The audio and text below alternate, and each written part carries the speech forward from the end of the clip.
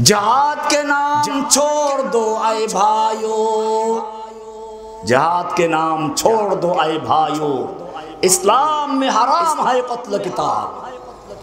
जिहाদের নাম ছেড়ে দাও, ইসলামে হারাম। জিহাদকে কলঙ্কিত করা হলো জঙ্গিবাদ বলে, এটাকে বিতর্কিত করে দেওয়া হলো। 90 ইংরেজরাও সেটা করেছে। বাংলাদেশের যে সমস্ত উলামায়ে কিরামরা এদেশের যুবকদেরকে জিহাদের জন্য উদ্বুদ্ধ করেছিল, এদেশের মরা যুবক ঈমানকে যারা তাজা করেছিল, তাদেরকে জঙ্গিবাদের তকমা দিয়ে জেলখানা ঢুকিয়েছিল। আমাকে বলা হলো আনসারুল্লাহ বাংলা টিমের প্রধান। আমি চ্যালেঞ্জ করে আদালতে বলেছিলাম, আনসারুল্লাহ বাংলা টিম নামে বাংলাদেশে কোনো দলের অস্তিত্ব নাই। এটা দিল্লিতে বসে প্ল্যান করা হয়েছে, শেখ হাসিনার মাধ্যমে তা তৈরি করা হয়েছে এবং এদেশের কিছু নাস্তিক পত্রিকা তা প্রচার করেছে।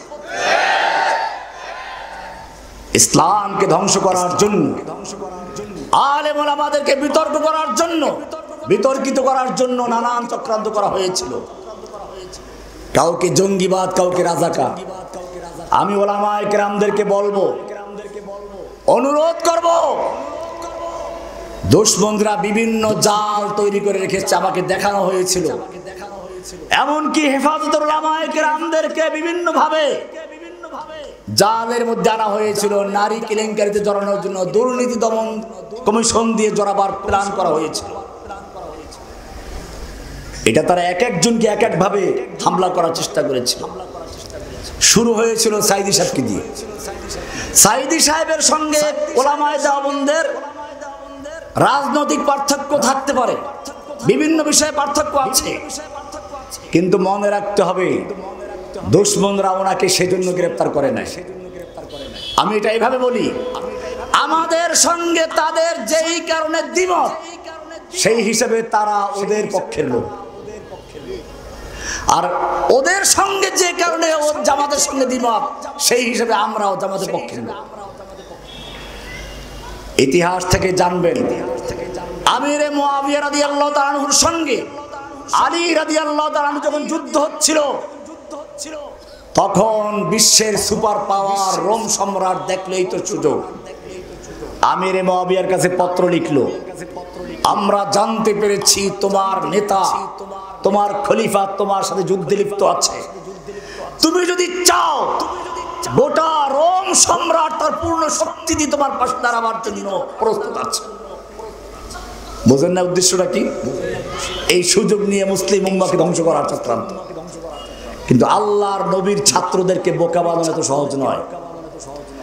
আমিরে মুআবিয়া রাদিয়াল্লাহু তাআলা আনহু চিঠি দেখলেন, ইয়া কালবার রোম, ওহে রোমের কুকুর, রোমের কুত্তা, আমার সঙ্গে আমার আমিরের দ্বিমত চলছে, যুদ্ধ হচ্ছে।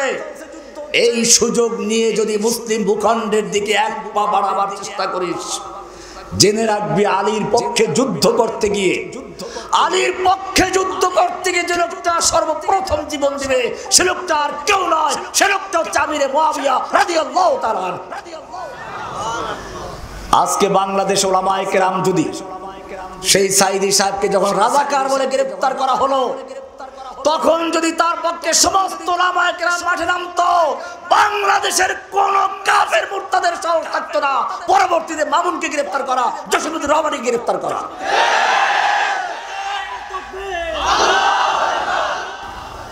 লাকাদ খালাকনাল ইনসানা ফি আহসানি তাকওয়িম। আমি মানব জাতিকে সবচেয়ে উত্তম গঠন, সুন্দর গঠন দিয়ে সৃষ্টি করেছি। ওয়ালাকাদ কাররামনা বানি আদম ওয়া হামালনাহুম ফিল বাররি ওয়াল বাহর। আমি বনি আদমকে সম্মানিত করে সৃষ্টি করেছি। বনি আদম হিসেবে আমাদেরকে সৃষ্টি করেছেন, কোন বানরের ঘরে সৃষ্টি করেন নাই,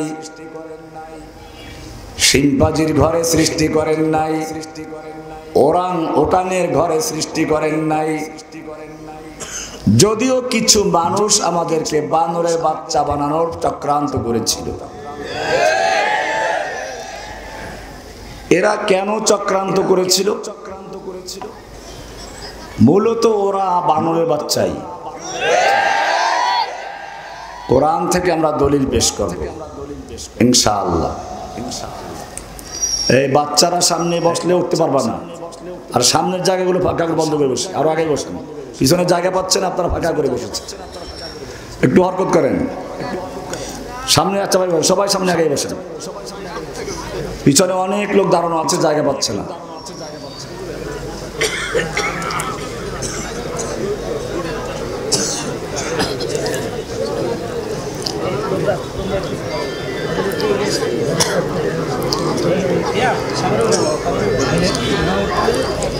জ্ঞান অর্জন করার মাধ্যম তিনটা। কয়টা? আমরা এখানে এসেছি কিসের জন্য? কোরআন এবং হাদিসের জ্ঞান অর্জন করার জন্য। কোরআন এবং হাদিসের জ্ঞান অর্জন করা নিজের ইচ্ছায় সম্ভব না। রাসূল আকরাম সাল্লাল্লাহু আলাইহি ওয়াসাল্লাম ইরশাদ করেছেন, মান ইউরিদিল্লাহু বিহি খায়রান ইউফাক্কিহু ফিদ্দীন। আল্লাহ রাব্বুল আলামিন যেই ব্যক্তির কল্যাণ কামনা করেন, মঙ্গল চান, সেই ব্যক্তিকে দ্বীনের সহি জ্ঞান অর্জন করার তৌফিক দান করেন। জ্ঞান অর্জন করার মাধ্যম তিনটা। কয়টা? আলাতুল ইলমি সালাসা। আলাতুল ইলমে, ইলম অর্জন করার মাধ্যম তিনটা।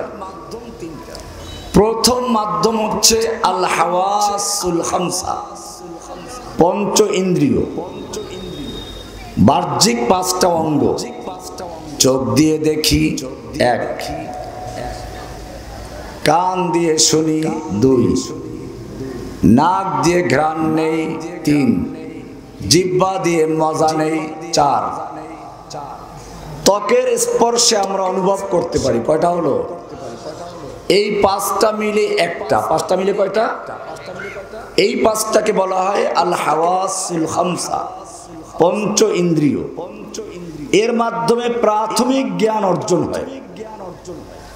উদাহরণস্বরূপ, আপনি চোখ দিয়ে দেখলেন এই মাদ্রাসাটাকে, চোখ দিয়ে দেখলেন আমাকে, আলেমদেরকে। এরপরে এখন আমাদের পুরা ইতিহাসগুলো আপনার মাথায় কাজ করবে। পঞ্চ ইন্দ্রিয়ের কাজ যেখানে শেষ হয়, এখান থেকে শুরু হয় দ্বিতীয়টার কাজ। একজন যুবক একটা মেয়েকে দেখে, রাস্তায় দেখলো, এরপরে বাকি কাজ আর চোখের না। বাকি কাজগুলো মাথায় চিন্তা করে, ওইটার বাড়ি কোথায়, কেমনে ওকে পাওয়া যাবে, এরপরে বাকি যা করে সব করে মাথায়। এটার নাম আকল। এটার নাম কি? দ্বিতীয় মাধ্যম কি? আকল। এই আকল একটা কারখানার মতো কাজ করে। এই কারণে আল্লাহ রাব্বুল আলামিন কোরআনে বলেছেন, আল্লাহু ইয়ালামু মা তাসনাউন। আল্লাহ ভালো করে জানেন তোমরা কি সানা করছো, তোমাদের কারখানায় কি প্রোডাক্ট তৈরি করছো। তো মাথার মধ্যে কারখানা আছে নাকি? যারা আরবি জানেন তারা জানেন, তাসনাউন সানা থেকে। সানা বলা হয় ফ্যাক্টরিকে, কারখানাকে। যে কারখানায় বিভিন্ন জিনিস উৎপন্ন হয়। তো মাথার মধ্যে কারখানা আসতে থেকে। হ্যাঁ, কারখানায় যেমন একটা জিনিসকে বিভিন্ন প্রক্রিয়ায় একটা বাস্তবায়ন রূপ দেয়, ঠিক তেমনি ভাবে চোখ দিয়ে দেখার পরে, কান দিয়ে শোনার পরে, নাক দিয়ে ঘ্রাণ নেওয়ার পরে এটাকে বাস্তবে একটা রূপ দেওয়ার সব কাজ করে আকল। কে করে? দুনিয়াদারদের জ্ঞান এই পর্যন্ত শেষ হয়ে যায়। আকল বা এই যে বিবেক, যেটা, এটা সব প্রাণীর কিছু না কিছু আছে। এ কারণেই গরু লাঠি দেখলে দৌড় দেয়।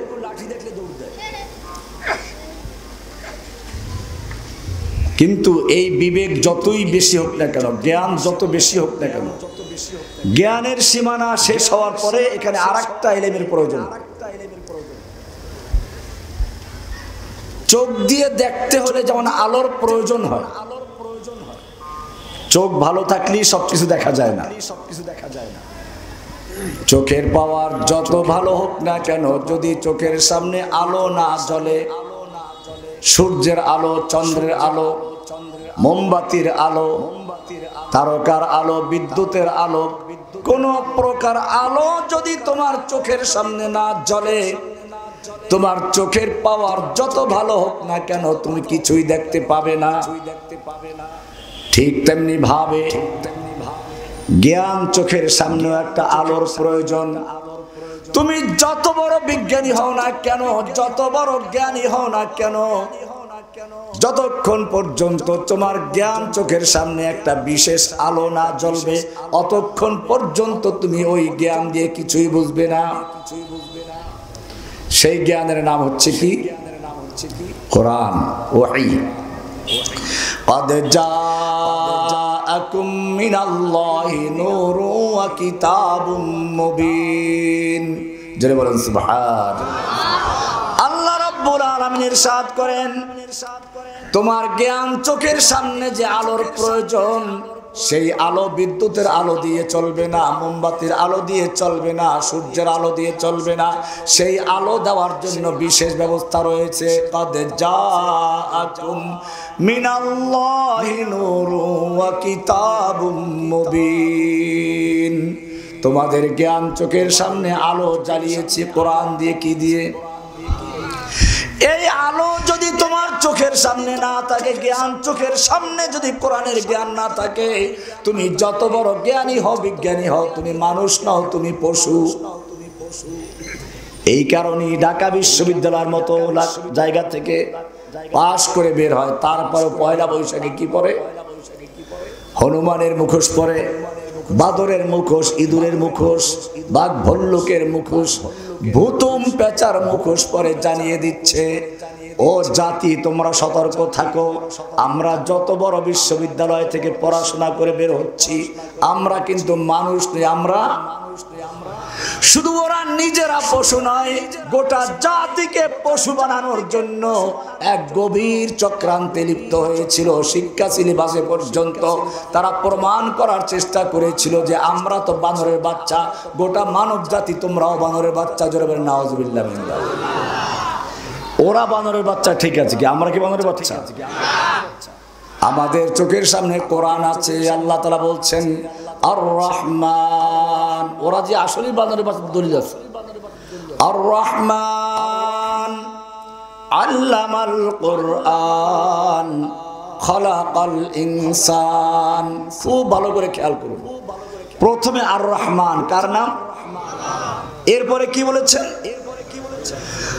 আল্লামাল কোরআন, কোরআন শিক্ষা দিয়েছেন। খলাকাল ইনসান, মানুষ সৃষ্টি করেছেন। ও রব্বুল আলামিন, তুমি তো উল্টা বললে। আমরা তো দেখি মানুষ দুনিয়াতে আগে সৃষ্টি হয়, তারপরে কোরআন শিখে। আমরা মক্তবে গিয়ে কোরআন শিখতে গিয়ে কত হুজুরের বাড়ি খেয়েছি, নোয়াখালী হুজুরের থাপ্পড় খেয়েছি, ঠিক কিনা? তুমি বললে আর রহমান আল্লামাল কোরআন, কোরআন শিক্ষা দিয়েছো আগে। খলাকাল ইনসান, তুমি মানুষ সৃষ্টি করেছো পরে। অথচ আমরা দেখি সৃষ্টি হই আগে, কোরআন শিখি পরে। তুমি উল্টা কেন বলতে গেলে? আল্লাহ তাআলা জানিয়ে দিচ্ছেন, না না, আমি উল্টা বলি নাই। দেখো না, ওই যে বানরের বাচ্চারা আছে, যতক্ষণ পর্যন্ত কোরআনের জ্ঞান অর্জন না করবে, আল্লামাল কোরআন তোমার ভিতরে না ঢুকবে, অতক্ষণ পর্যন্ত তুমি মানুষের ঘরে জন্ম হলেও তুমি মানুষ নও। তুমি ইঁদুর হতে পারো, বাদর হতে পারো, হনুমান হতে পারো, শিম্পাজি হতে পারো, ওরাং ওটাং হতে পারো, বাঘ ভল্লুক হতে পারো, ভূতুম পেঁচা হতে পারো, তুমি কিন্তু মানুষ নও। আর রহমান আল্লামাল কোরআন খলাকাল ইনসান। জোরে বলেন সুবহানাল্লাহ। এবারে পরিষ্কার। ওরা যে বানরের বাচ্চা দাবি করে, কারণটা বুঝে গেছে।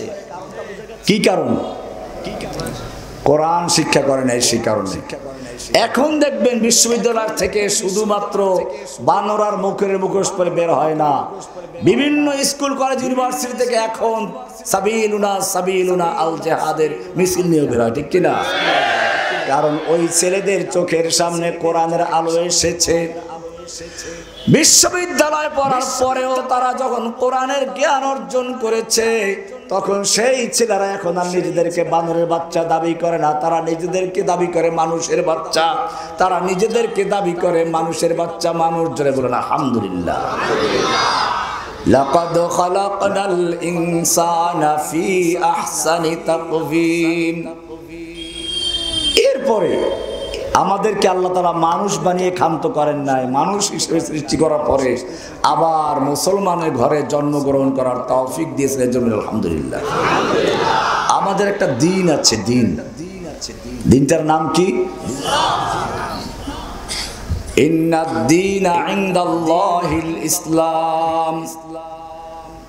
আমাদের দিনের নাম কি? ইসলাম। কে দিয়েছেন? আমাদের পরিচয় কি? আমরা মুসলিম। আমরা কি? আমাদের ধর্মের নাম কি? আমাদের পরিচয় কি?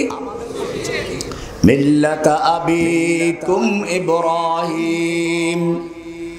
আল্লাহ রাব্বুল আলামিন বলেন, তোমাদের যে দিন, তোমাদের যে ইসলাম দিয়েছে, এটা তোমাদের পিতা ইব্রাহিমের মিল্লাত। হুয়া সাম্মাকুমুল মুসলিমিন। তিনি তোমাদের নাম রেখেছেন কি? তিনি তোমাদের নাম রেখেছেন কি? আমাদের নাম কি? আমাদের জাতির পিতার নাম কি? মিল্লাতা আবিকুম ইব্রাহিম। আমাদের পিতার নাম পর্যন্ত ভুলিয়ে দেওয়ার চক্রান্ত করা হয়েছিল। আল্লাহ রাব্বুল আলামিন তার দিনকে টিকিয়ে রেখেছেন, চক্রান্তকারীদেরকে উৎখাত করে দিয়েছেন। মিল্লাতা আবিকুম ইব্রাহিম হুয়া সাম্মাকুমুল মুসলিমিন। ইসলাম মানে কি? ইংরেজরা যখন এই দেশ দখল করেছিল, কাদের থেকে দখল করেছিল জানা আছে? মুসলমানদের থেকে। ইংরেজরা তাদের দালালদেরকে নিয়ে বসলো কিভাবে আমাদের ক্ষমতা স্থায়ী হতে পারে। দালালদের মধ্যে কিছু আলেমও ছিল, গোলাম আহমদ কাদিয়ানী মার্কা আলেম। হিন্দু দাদারা ছিল। ইংরেজ সরকার সেই দাদাদেরকে নিয়ে আর পাঁচটা গোলামদেরকে নিয়ে বসলো, তোমাদের পরামর্শ চাই, আমরা ভারতবর্ষ দখল করেছি, কি করে স্থায়ী হতে পারি। ইংরেজ দালালরা রিপোর্ট তৈরি করে বলল, ভারতবর্ষে তোমাদের একমাত্র শুধুমাত্র শত্রু হচ্ছে মুসলিম উম্মাহ, মুসলিম জাতি। যতক্ষণ পর্যন্ত মুসলিমরা ক্ষমতাসীন থাকবে, মুসলিমরা শক্তিশালী থাকবে, ততক্ষণ পর্যন্ত তোমরা ভারতে স্থায়ী হতে পারো না। মুসলিমদের ক্ষমতা ধ্বংস করতে হবে। এবারে সেই পরিকল্পনা নিয়ে আগাতে শুরু করলো। ডক্টর টমসন লিখেছেন, আমার সৃষ্টিকর্তার কসম, দিল্লি চাঁদনি চক থেকে খয়বর পর্যন্ত রাস্তার দুপাশের বিশাল বিশাল গাছের এমন কোনো ডাল ছিল না যেই ডালের প্রতিটি ডালে ডালে এক একজন আলেমকে ফাঁসিতে ঝুলানো না হয়েছিল। ওলামায়ে কেরামদেরকে জীবন্ত অবস্থায় শুকুরের চামড়ার ভিতরে ঢুকিয়ে দিয়ে ঘোড়ার পায়ের সঙ্গে বেঁধে দিয়ে দৌড়ানো হতো। এভাবে নির্যাতন করে করে হত্যা করা হতো। ওলামায়ে কেরামদের অনেক লোককে জেলখানায় ভরা হলো, কিছু লোককে আন্দামান দ্বীপে পাঠানো হলো। ইলমুস সিগা কিতাব যারা পড়ো তারা জানো ওই কিতাব কোথায় লিখেছিলেন।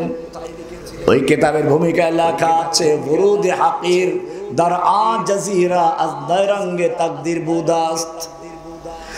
আন্দামান দ্বীপে বসে লিখেছিলেন, কারণ ইংরেজরা তাদেরকে আন্দামান দ্বীপে পাঠিয়েছিলেন। ওলামায়ে কেরামদেরকে হত্যা করলো, মাদ্রাসাগুলোকে পুড়িয়ে দিল। শুধু দিল্লি শহরের ভিতরে ৮০,০০০ মাদ্রাসা ছিল, জোরে বলেন সুবহান। মসজিদগুলোকে ঘোড়ার আস্তাবল বানানো হলো। জীবনে যেন আর এই মসজিদ মাদ্রাসা দাঁড়াতে না পারে সেজন্য অক্ষ সম্পত্তিগুলো, হাজার হাজার একর জমি ছিল, সমস্ত অক্ষ সম্পত্তিগুলো বাতিল করে দিয়ে হিন্দু দাদাদেরকে জমিদারি দিয়ে দেওয়া হলো। আয়ের উৎস বন্ধ করা। আমাদের নব্য ইংরেজরাও সেই কাজগুলো করেছিল। আমরা মিলাবো একেছে। এই কওমি মাদ্রাসাগুলো চলে সাধারণ লোকদের যাকাত ফিতরা এবং কোরবানির চামড়ার টাকা দিয়ে, ঠিক কিনা? যাকাত ফিতরা যাতে মাদ্রাসায় আসতে না পারে সেজন্য যাকাত বোর্ড করা হলো। আল্লাহ রাব্বুল আলামিন কোরআনে বলেছেন, আল্লাযীনা ইম্মাক্কান মাক্কান্নাহুম ফিল আরদি আকামুস সালাতা ওয়া আতুজ যাওয়াতাজ যাকাতা ওয়া আমারু বিল মারুফি ওয়া নাহাউ আনিল মুনকার। মুমিনরা যদি ক্ষমতা আসে চারটা কাজ করবে। কয়টা কাজ?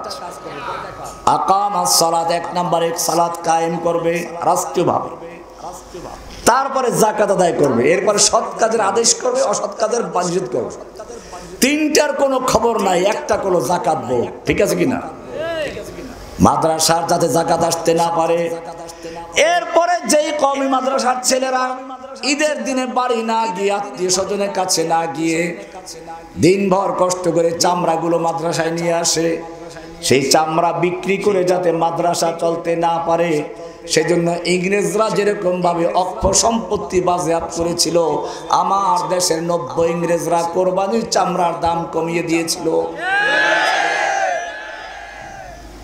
যুগে যুগে একই চক্রান্ত করা হয়েছে। এত কিছু করার পরেও যখন দেখলো ইংরেজ বিরোধী আন্দোলন আরো দাবানলের মতো জ্বলে উঠতে শুরু করেছে, মুসলিমদের হত্যা করে ইসলাম ধ্বংস করা যায় না।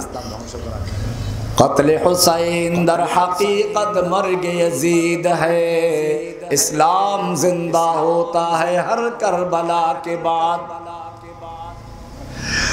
আলেমদেরকে হত্যা করা হলো, মসজিদ মাদ্রাসা ধ্বংস করা হলো, কোরআন শরীফকে পুড়িয়ে দেওয়া হলো। 3 লক্ষ কোরআনে কারীমকে 71কে দিল্লি মসজিদের সামনে পুড়িয়ে দেওয়া হয়েছিল। এরপরেও যখন ইংরেজ বিরোধী আন্দোলন আরো জ্বলতে শুরু করলো, দাবানলের মতো জ্বলে উঠলো, তখন ইংরেজরা আবার পরামর্শে বসলো। দালালদেরকে ডাকলো, পরামর্শদাতাদেরকে ডাকলো, তোমাদের পরামর্শ অনুযায়ী মাদ্রাসা বন্ধ করেছি, মসজিদ বন্ধ করেছি, আলেমদেরকে জেলে ঢুকিয়েছি, এরপরেও কেন ইংরেজ বিরোধী আন্দোলন দাবানলের মতো জ্বলে উঠতে শুরু করেছে? এইবারে ইংরেজরা এই ধরনের মাদ্রাসায় গেল। এই যে আজকেও কতজন পাগড়ি নিল? 9 জন ছাত্র এই মাদ্রাসার থেকে পাগড়ি নিল। এইরকম ছাত্রদেরকে রাজ দরবারে হাজির করে বলল, দেখো তোমরা যেই কোরআনকে পড়িয়েছো, কাগজের কোরআন পড়িয়েছো, তোমরা যেই মাদ্রাসা পড়িয়েছো, ইটের মাদ্রাসা, কাঠের মাদ্রাসা পড়িয়েছো, তোমরা যেই আলেমদেরকে ধ্বংস করেছো, বুড়া বুড়া আলেমদেরকে মেরে ফেলেছো, কিন্তু জেনে রাখো এই ছোট ছোট বাচ্চাদের বুকের ভিতরে গোটা 30 পারা কোরআনে কারীম সংরক্ষিত রয়েছে, হেফজ রয়েছে। কিয়ামত পর্যন্ত এই কোরআন ধ্বংস করা সম্ভব নয়। ইন্না নাহনু নাযালনা যিকরা ওয়া ইন্না লাহু লাহাফিজুন। আল্লাহ রাব্বুল আলামিন যেটা বলেছেন, আমি কোরআন নাজিল করেছি, কিয়ামত পর্যন্ত কোরআনকে সংরক্ষণ করার দায়িত্ব আমি আল্লাহ নিজে গ্রহণ করেছি। যেটা বলেন সুবহানাল্লাহ। কোরআন সংরক্ষণের দায়িত্ব কার? ঠিক তেমনি ভাবে বাংলার জমিন থেকে কোরআনকে ধ্বংস করার জন্য, কোরআনের শিক্ষাকে ধ্বংস করার জন্য আলেম ওলামাদেরকে ফাঁসি দেওয়া হলো, কিছু আলেমদেরকে কারাবন্দী করা হলো। বাংলাদেশের এমন কোন উল্লেখযোগ্য আলেম পাওয়া যাবে না যারা জেলে ঢুকে নেই অথবা মামলা খায় নাই। কোরআনের কণ্ঠ স্তব্ধ করার চক্রান্ত করা হলো। ইসলামকে ধ্বংস হয়ে গেছে।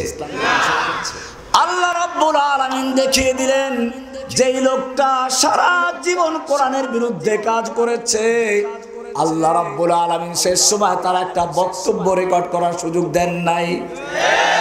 তুমি আমার কোরআনের কণ্ঠ স্তব্ধ করেছো, আমি তোমার কণ্ঠ স্তব্ধ করে দিয়েছি। আমার আলেমদেরকে তুমি জেলে পাঠিয়েছিস, তোকে আমি বাংলাদেশে থাকার সুযোগ দিচ্ছি না, তুই তোর দাদাদের কাছে যা। দাদাদের কাছে গিয়ে পালিয়ে গেছে। কোরআন পরিষ্কার বলেছে, ইয়া আইয়ুহাল্লাযীনা আমানু লা তাত্তাখিযুল ইয়াহুদা ওয়ান নাসারা আউলিয়া বা'দুহুম আউলিয়া বা'দ ওয়া মান ইয়াতাওয়াল্লাহুম মিনকুম ফাইন্নাহু মিনহুম। তোমাদের থেকে যে কেউ ইহুদি, খ্রিস্টান এবং দাদাদেরকে বন্ধু বানাবে, সে মুসলমান থাকতে পারে না, সে হিন্দু হতে পারে, খ্রিস্টান হতে পারে, মুসলমান থাকতে পারে না।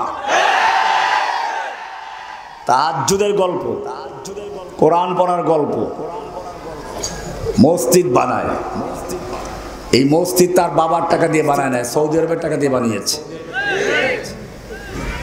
মা কানা লিল মুশরিকিনা আন ইয়ামুরু মাসাজিদাল্লাহ, কোন মুশরিকের জন্য অধিকার নেই, সুযোগ নেই মসজিদ তৈরি করা। আল্লাহর ঘর মসজিদ নির্মাণ করবে কারা?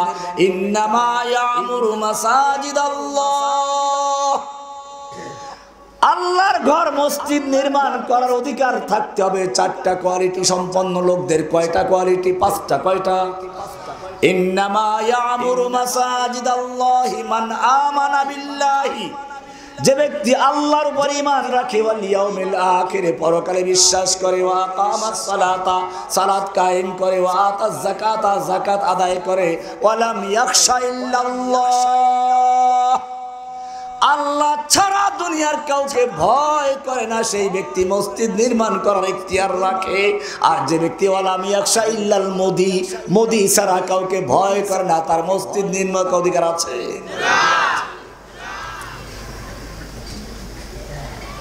মসজিদ নির্মাণ করার গল্প, ওলামায়ে কেরামদেরকে জেলে ঢুকিয়ে তারপর মসজিদ তৈরি করার গল্প, তাহাজ্জুদ পড়ার গল্প। আবার কিছু লোকেরা তো একেবারে অতি উৎসাহে কওমি জননী কিতাব দিয়ে বসলো, ওয়াহাল আফসাদাদ দীনা ইল্লাল মুলুকু ওয়া আহবারু সুইন ওয়া রুহবানুহা, যুগে যুগে আল্লাহর দ্বীনকে ধ্বংস করেছে দুই শ্রেণীর লোকেরা, ঐক্যবদ্ধ হয়ে। কয় শ্রেণীর লোকেরা? ও আমার ওলামায়ে কেরাম, মাদ্রাসার ছাত্র ভাইরা ভালো করে শুনে রেখো, এলমে দ্বীন অর্জন করো, উদ্দেশ্য যেন কোনো দালালি করা না হয়। তোমরা আল্লাহর জমিনে আল্লাহর সৈনিক। কার সৈনিক? ভালো করে মনে রাখ, তোমাদের পরিচয় জানতে হবে।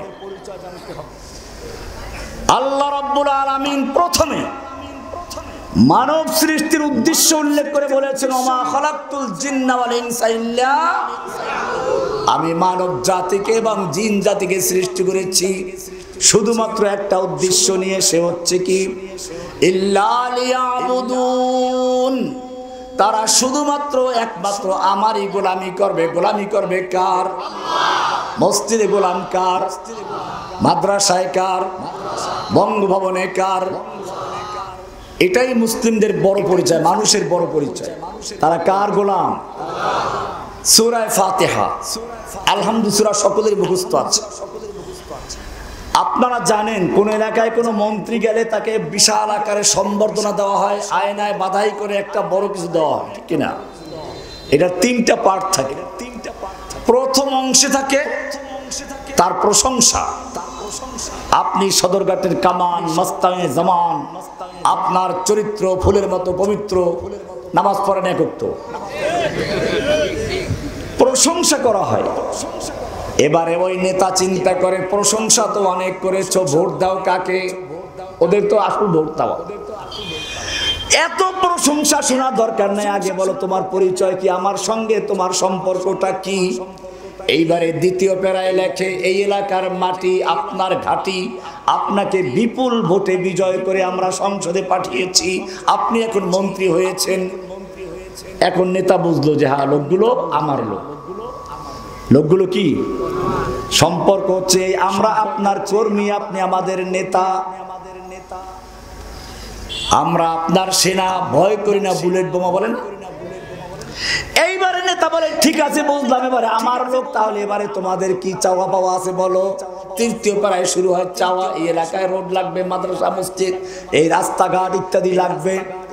ঠিক আলহামদু সূরাকে যদি লক্ষ্য করো দেখবে প্রথম তিনটা আয়াত হচ্ছে আল্লাহর প্রশংসা। কার প্রশংসা? আলহামদুলিল্লাহি রাব্বিল আলামিন আর রহমানির রহিম মালিকি ইয়াউমিদ্দিন। কার প্রশংসা? এবারে আল্লাহ তাআলা তোমাকে প্রশ্ন করছেন, জিজ্ঞেস করছেন, জানতে চান, ও বান্দা তুমি আমার প্রশংসা করছো, ঠিক আছে, অনেক প্রশংসা করলে বুঝতে পারলাম, কিন্তু আমি জানতে চাই তোমার সঙ্গে আমার সম্পর্কটা কি? তুমি কার গোলামি করো?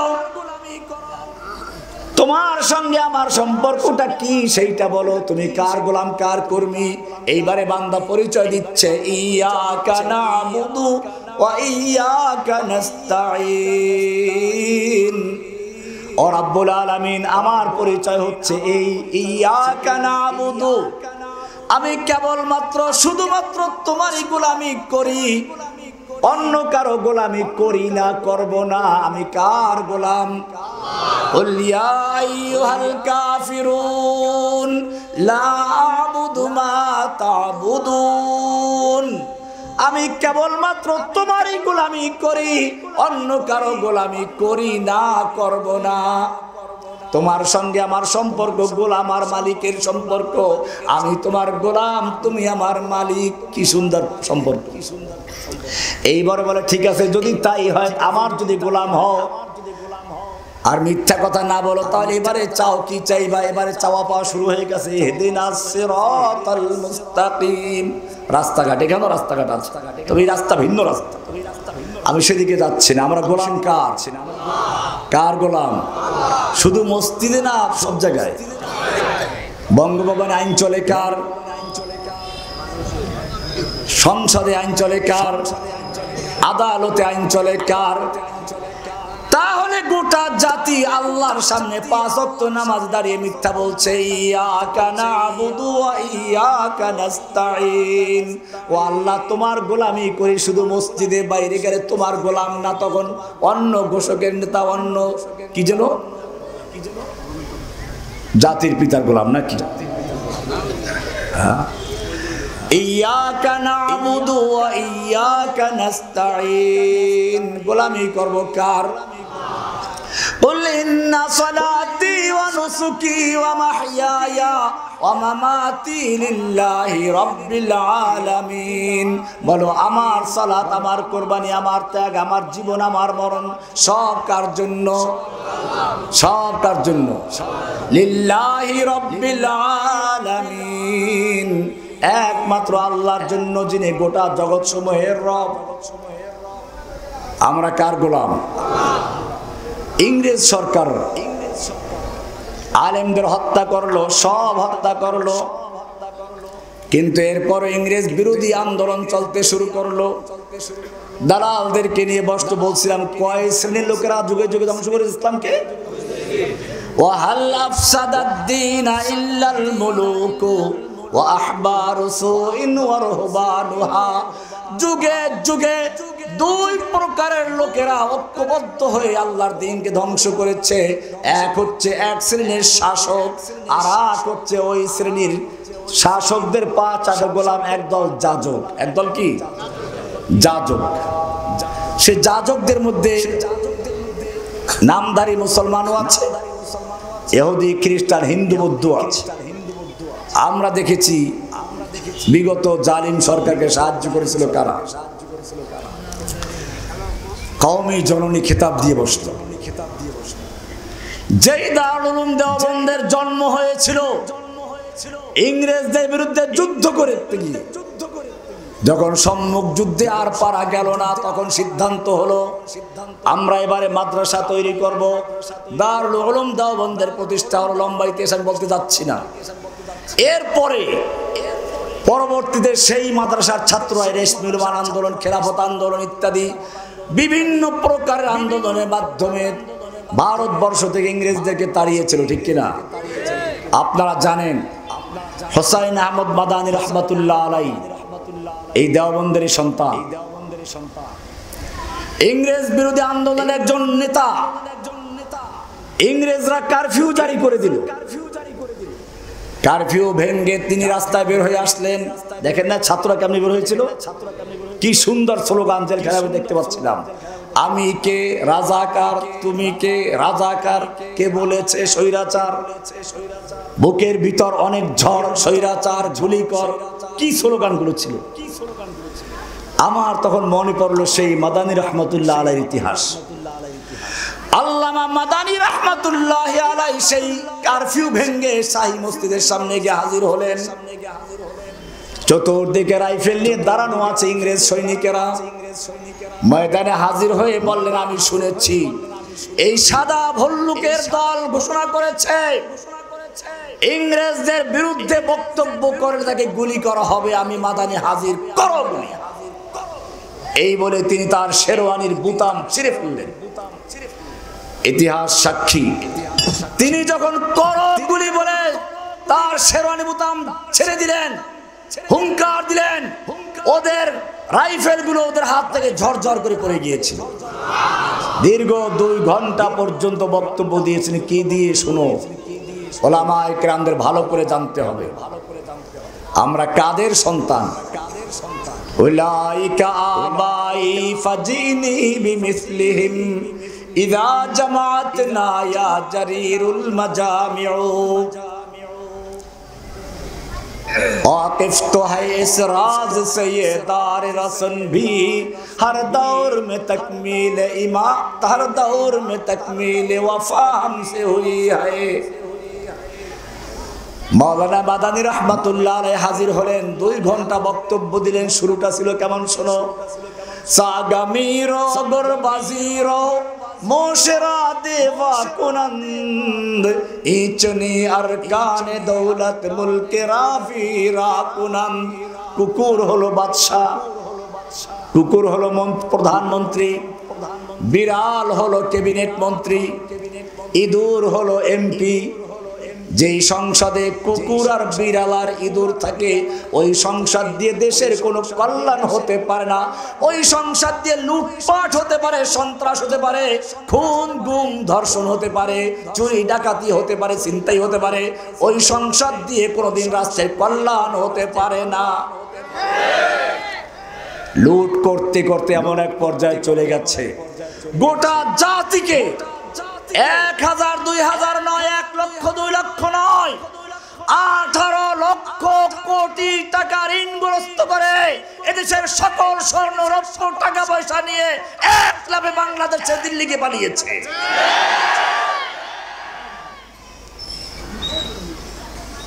আল্লাহর দিনের সঙ্গে লড়াই শুরু করেছিল। পাহাড়ের সঙ্গে মাথা দিয়ে ধাক্কালে পাহাড় ভাঙে না মাথা ভাঙে? ইংরেজরা আমাদের হত্যা করলো, আমাদের 90 ইংরেজরা আমাদের হত্যা করলো, জেলে ঢুকালো, কিন্তু দেখলো তাতেও কাজ হচ্ছে না। হেফাজতের সম্মেলন হলো, লক্ষ লক্ষ আলেম রাস্তায় বেরিয়ে আসলো। এইবারে আরেক চক্রান্ত শুরু করলো, আগেরটার চেয়েও জঘন্য। প্রথম ষড়যন্ত্র ছিল মুসলিমদেরকে হত্যা করা, কিন্তু মুসলিম হত্যা করে আন্দোলন থামানো যায় না। এবারে পরিকল্পনা হচ্ছে ইসলাম ধ্বংস করা। কি করা?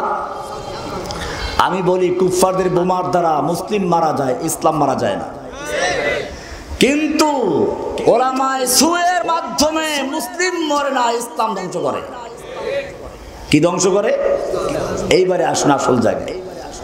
এইবারে ইংরেজরা প্ল্যান করলো আমরা মসজিদ ভাঙবো না, মসজিদ গড়ব, মডেল মসজিদ তৈরি করব। আমরা মাদ্রাসা ভাঙবো না, মাদ্রাসা তৈরি করব। শুরু হয়ে গেল কলকাতা আলিয়া থেকে শুরু করে মাদ্রাসা তৈরি করার কাজ চললো। বলে মাদ্রাসা তৈরি করে ইসলাম তো ধ্বংস করা যায় কিভাবে? করা যায়, ইসলাম ধ্বংস করা যাবে, মুসলিম নয়। এইবারে টার্গেট সরাসরি ইসলামকে পরিবর্তন করা। সেজন্য তারা সিলেবাস তৈরি করার দায়িত্ব দিল নওফলকে। নাকি একটা নাস্তিক হিন্দু নাকি? হ্যাঁ, নওফেলকে, নামটা ছিল ম্যাকলি। কি নাম ছিল? ম্যাকলি। আর নওফেলের চরিত্র একই। ডক্টর ম্যাকলিকে দিল দায়িত্ব, কিন্তু ম্যাকলি এই খ্রিস্টান, নব্য হিন্দু খ্রিস্টানের চেয়েও ভালো ছিল। ও তো আরবি জানতো। কি জানতো? এই খ্রিস্টান, হাদিস পড়া খ্রিস্টান, কোরআন পড়া খ্রিস্টান। ডক্টর ম্যাকলি সিলেবাস তৈরি করলো, ইসলামের মূল জায়গাগুলো বাদ দিল সিলেবাস থেকে। শুধু বাদ দিয়ে ক্ষান্ত করলো না, কিছু ভুল ব্যাখ্যাও দাঁড় করালো, যাতে করে মুসলিমরা কিয়ামত পর্যন্ত আর মাথা উঁচু করতে। এর প্রথম হামলা শিকার হচ্ছে ইসলাম। ইসলাম মানে শিখালো শান্তি। ইসলাম মানে কি? শান্তি। সালাম অর্থ শান্তি। আসসালামু আলাইকুম ওয়া রাহমাতুল্লাহি ওয়া বারাকাতুহু। আসসালামু আলাইকুম, তোমার উপরে সালাম বর্ষিত হোক, শান্তি বর্ষিত হোক। সালাম অর্থ কি? এই সালামটা যখন বাবে ফাআলে নিয়ে যাওয়া হলো, একটা আলিফ বৃদ্ধি পেল, অর্থ চেঞ্জ হবে না? এবারে আপনি এই মাদ্রাসা সহ যতগুলো মাদ্রাসায় জামাতখানা আছে, আলিয়া কমিয়া সব জায়গায় মিজান মুন সাহেব পড়ানো হয়। মুন সাহেবটা খুলে দেখুন, লেখা আছে আল ইসলাম মুসলমান সুদান অগরদান নেহাদান বতাত। ইসলাম মানে হচ্ছে আত্মসমর্পণ করা। ইসলাম মানে শান্তি নয়।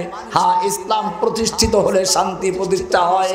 ইসলাম প্রতিষ্ঠিত হলে পৃথিবীতে মানুষ নয়, সব মাখলুক শান্তিতে বসবাস করতে পারবে, কথা সত্য। তাই বলে ইসলাম শব্দের অর্থ শান্তি নয়। শব্দের অর্থ কি?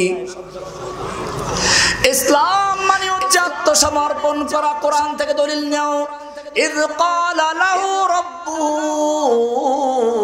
আসলিম ক্বালা আসলামতু লিরাব্বিল আলামিন।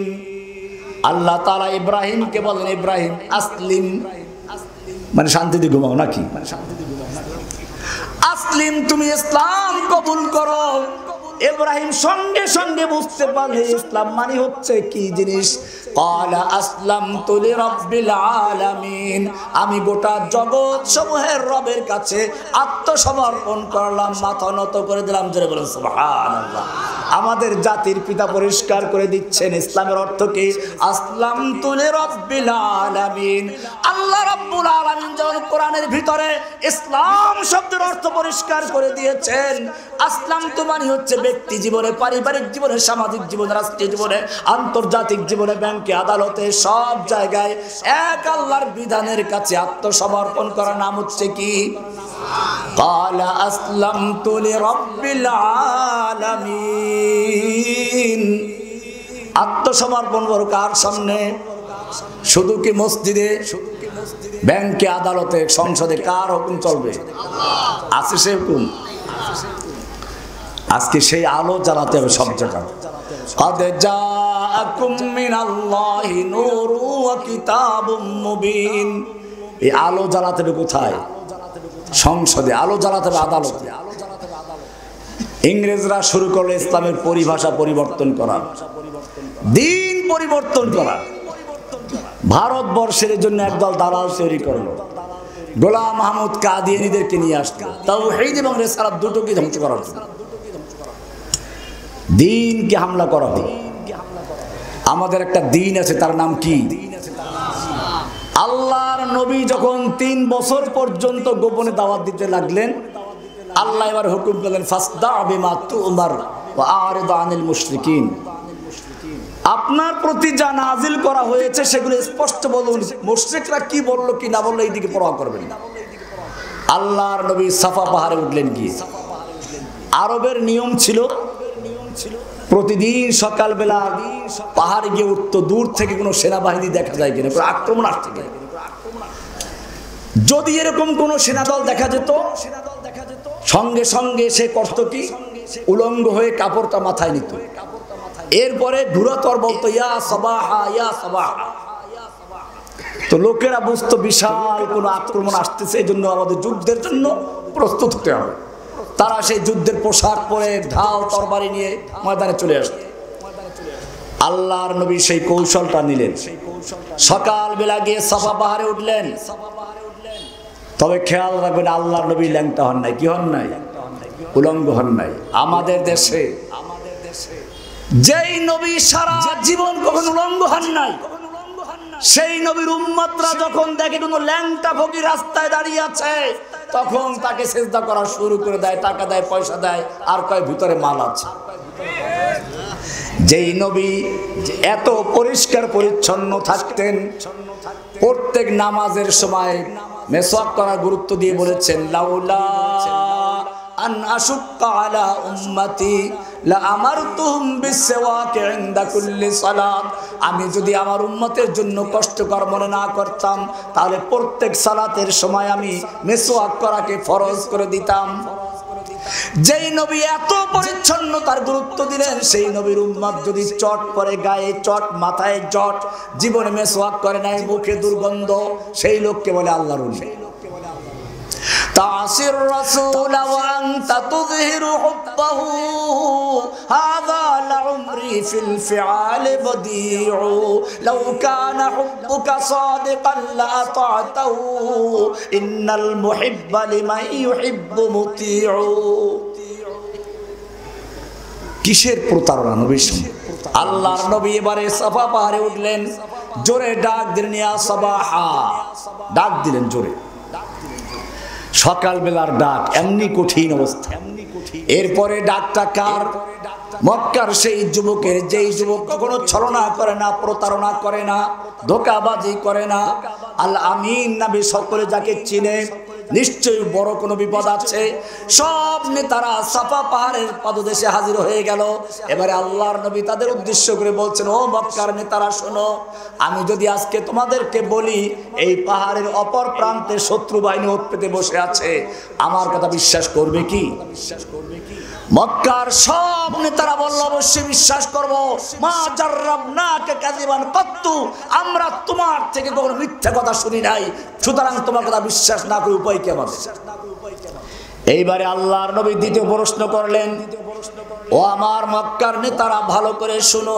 লাউ কুলতুম কালিমাতান ওয়াহিদাতান আমি তোমাদেরকে বলবো যদি একটা কথা মানতে পারো একটা বাক্য মানতে পারো কয়টা কথা একটা কথা যদি মেনে নাও তামলিকুনা বিহাল আরব সেই একটা কথা মানার মাধ্যমে গোটা আরব দেশের মালিক তোমরা বনে যাবে ওয়া তাদিনু লাকুমুল আজম অনারব বিশ্ব তোমাদের দিন গ্রহণ করবে মাত্র একটা কথা কয়টা কথা আবু জাহেল খুশি আবু লাহাব খুশি কই আরে ভাতিজা একটা কেন 10টা বলো ওয়ালাউ বিআশরা 10টা বলো যেই কথা মানলে মক্কার নেতা না শুধু গোটা আরব দেশের নেতা হওয়া যাবে যেই কথা মানলে পরে গোটা বিশ্ব আমাদের দিন গ্রহণ করবে এরকম কথা মানতে অসুবিধা কি এইবারে শুনুন আল্লাহর নবী এইবারে সেই আসল কথা বললেন একটা কথা বললেন যেই কথা বলার সঙ্গে সঙ্গে অবস্থা পাল্টে যায় যেই লোকগুলো এতক্ষণ পর্যন্ত আল্লাহর নবীর জন্য জীবন দিতে প্রস্তুত ছিল এখন তার জীবন নেওয়ার জন্য প্রস্তুত সে ঘোষণা কি ছিল ইয়া আইয়ুহান নাস কুলু লা ইলাহা ইল্লাল্লাহ তুফলিহুন ও বিশ্ববাসী এখন শুধু মক্কার লোকদেরকে দাওয়াত দেওয়া হয় নাই গোটা বিশ্ব মানবতাকে উদ্দেশ্য করে সাফা পাহাড়ের থেকে এলান হলো ইয়া আইয়ুহান নাস ও বিশ্ববাসী কুলু লা ইলাহা ইল্লাল্লাহ বলো লা ইলাহা লা ইলাহা মানেটা কি আবু জাহেল বুঝতে পেরেছে আবু লাহাব বুঝতে পেরেছে লা ইলাহা ইল্লাল্লাহ দুইটা অংশ এই যে পুরাতন বিল্ডিং গুলো আছে রং করতে গেলে মানুষ আগে কি করবে পুরাতন রংটা ঘষে মেজে ধুয়ে মুছে পরিষ্কার করবে তারপরে নতুন রং করবে ঠিক কি না ঠিক তেমনি ভাবে লা ইলাহার মানে হচ্ছে লা মানে নেই ইলাহা মানে কোনো মাবুদ যার আনুগত্য করা যায় পূজা করা যায় যার হুকুম মানা যায় আমার অন্তরের ভিতরে লা ইলাহা কোনো মাবুদ নাই কোনো খাজা বাবা নাই গাজা বাবা নাই ল্যাংটা বাবা নাই নেতা নাই নেত্রী নাই সব কিছু খালি করে এবারে নতুন রং করা হচ্ছে ইল্লাল্লাহ এক আল্লাহ আছেন আর কেউ নাই সব উৎখাত করা হলো আবু লাহাব বুঝতে পারলো আমাদের 360টা দেব দেবীর কোনো ক্ষমতা নাই সব বাদ দাও দিতে হবে লা ইলাহার মানে হচ্ছে আমাদের সংসদ বাতিল হয়ে যাবে লা ইলাহার মানে হচ্ছে আমাদের আদালত বাতিল হয়ে যাবে লা ইলাহার মানে হচ্ছে আমাদের সুদ বাতিল হয়ে যাবে লা ইলাহার মানে হচ্ছে বাপদাদার ধর্ম বাতিল হয়ে যাবে লা ইলাহা লা ইলাহা মানে তাখলিয়া খালি করা ইল্লাল্লাহ মানে হচ্ছে তাহলিয়া নতুন রং করা লা ইলাহা মানে হচ্ছে নফি করা ইল্লাল্লাহ মানে হচ্ছে এক আল্লাহকে গ্রহণ করা লা ইলাহা মানে গায়রুল্লাহকে উৎখাত করা যত রকমের গায়রুল্লাহ আছে সব উৎখাত করা খাজা বাবা গায়রুল্লাহ গাজা বাবা গায়রুল্লাহ ল্যাংটা বাবা গায়রুল্লাহ দরগা দুর্গা গায়রুল্লাহ বাজার মাজার গায়রুল্লাহ তুমি আমি গায়রুল্লাহ পীর মুর্শিদ গায়রুল্লাহ নবী রাসূল গায়রুল্লাহ বাকি থাকলো এক আল্লাহ লা ইলাহা ইল্লাল্লাহ আব তো রহে বস তাদমে আখির দর্দ ज़बाए मेरे इला बोलो ला इलाहा इल्लल्लाह ला इलाहा इल्लल्लाह तेरे सिवा माबूद हकीकी कोई नहीं है कोई नहीं तेरे सिवा मसजूद हकीकी कोई नहीं है कोई नहीं अब तो रहे बस्ता दम आखिर ज़र्द ज़बा ऐ मेरे इलाह बोलो ला इलाहा इल्लल्लाह ला इलाहा इल्लल्लाह ला इलाहा इल्लल्लाह ला इलाहा इल्लल्लाह ला इलाहा इल्लल्लाह